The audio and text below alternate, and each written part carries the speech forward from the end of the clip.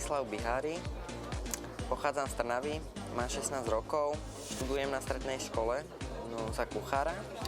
No ja som talent objavil, ja si myslím, že asi od malička, lebo my sme z muzikánskej rodiny. Môj bonus je, že ja dokážem vyťahnuť strašne veľké výšky. Držím palce. Ďakujem.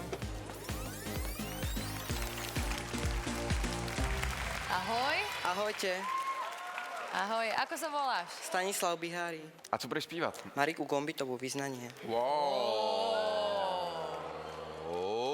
To je ovšem vysoký level.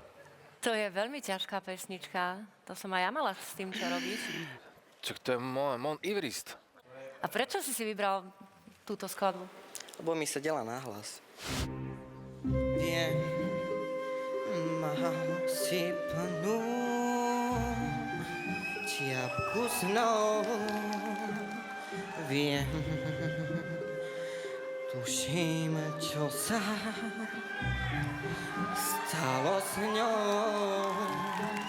Tak príď, v tmavej chodbe stojí a blúd Toto nevydržím. zazvon. Prídem odomknúť.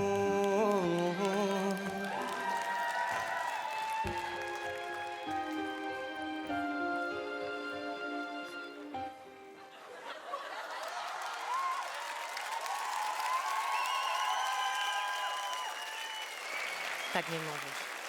A môžem druhú zaspievať? Já budu teďka jako Celest, jo. Ty jsi takový zlatý.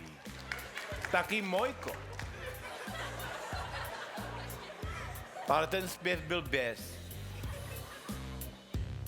Toto nie.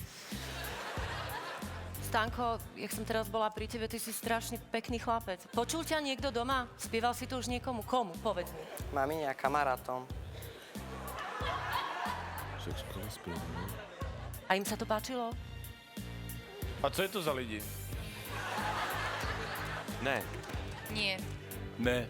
Musím ti povedať nie. 4krát ne, nepostupuješ. Dovi.